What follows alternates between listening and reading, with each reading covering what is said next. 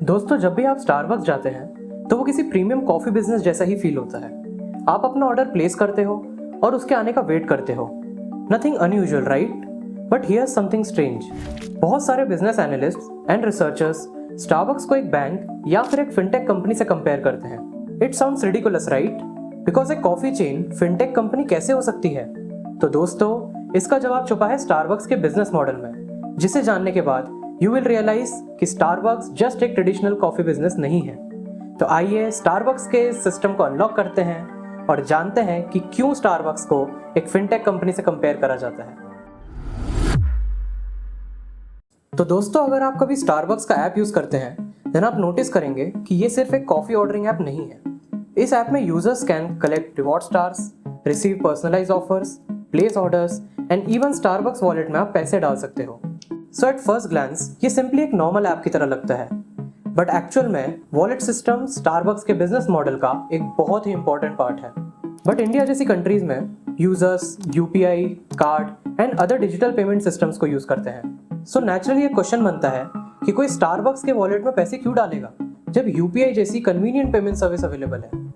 But यहीं पे चीजें और ज्यादा इंटरेस्टिंग हो जाती हैं, बिकॉज ग्लोबली स्टारबक्स ये चाहता ही नहीं है कि कस्टमर्स सिर्फ उनसे कॉफी खरीदें। स्टारबक्स कस्टमर्स को अपने डिजिटल इकोसिस्टम में लॉक करना चाहता है। सो कॉफी के लिए डायरेक्टली पे करने की जगह स्टारबक्स अपने यूजर्स को एनकरेज करता है कि वो वॉलेट में मनी प्रीलोड करें एंड वहां से रिवॉर्ड्स एंड स्टार्स कलेक्ट करें, जिसे दूसरे ऑर्डर्स में कस्टमर्स यूज कर सकते हैं। तो अगर फाइनेंशियली देखें तो कुछ अलग ही हो रहा है यहाँ पर, बिकॉज द मोमेंट आप स्टारबक्स के वॉलेट में मनी प्रीलोड करते हैं वो मनी आपके बैंक अकाउंट में नहीं रहते हैं, वो जाते हैं स्टारबक्स के पास। आप इसे बिगर स्केल पर इमेजिन करिए।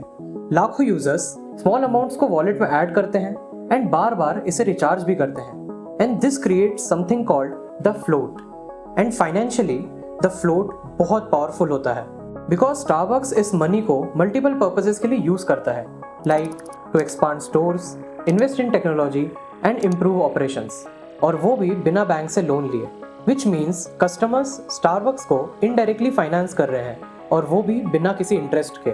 2025 में स्टारबक्स के पास अराउंड $1.75 बिलियन थे, जो प्योरली कस्टमर्स का प्रीपेड मनी था। और फोर्ब्स की एक न्यूज़ आर्टिकल के according 80% of the US banks के पास आज भी $2 बिलियन से कम एसेट्स हैं। इसके साथ ही इस सिस्टम के एक और इम्पॉर्टेंट कंपोनेंट की बात करते हैं, जिसे कहते हैं ब्रेकेज। ये वो प्रीपेड मनी होता है जो यूजर्स कभी यूज ही नहीं करते हैं, like expired rewards, left over wallet amounts, और लेट से आपने गिफ्ट कार्ड खरीदा एंड देन वो गिफ्ट कार्ड कभी यूज ही नहीं करा। ये सब मिलकर ब्रेकेज रेवेन्यू में कंट्रीब्यूट करते हैं, और ये इनका प्योर प्रॉफिट है। 2025 में स्टारबक्स का ब्रेकेज रेवेन्यू अराउंड $222 मिलियन था। But the interesting part is Starbucks ये भी नहीं चाहता कि कस्टमर्स सिर्फ एक बार मनी प्रीलोड करें।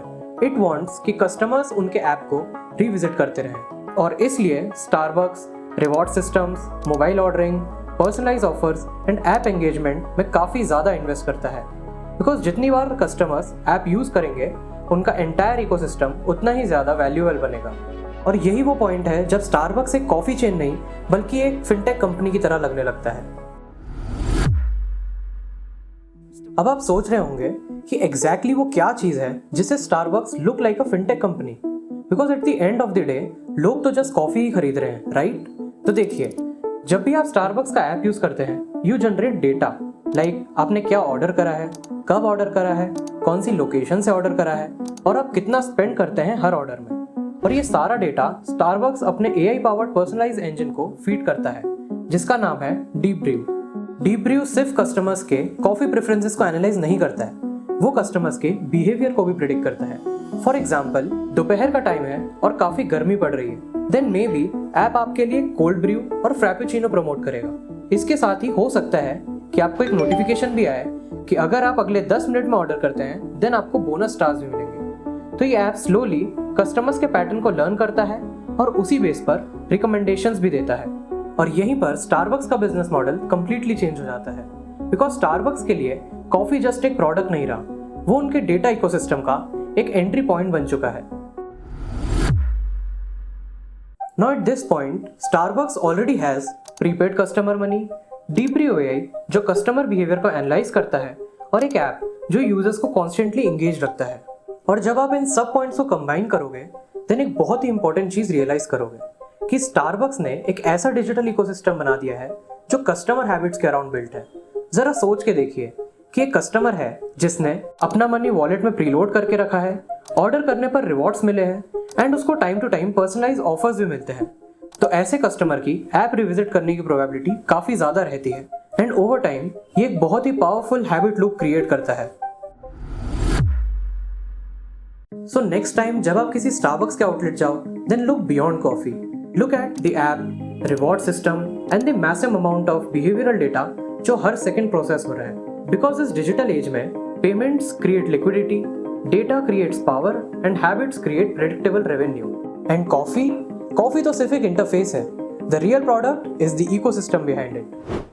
तो अगर आपको भी समझना है कि how everyday businesses actually work behind the scenes, subscribe to everyday life unlocked, because what you see is rarely the full story. Thank you.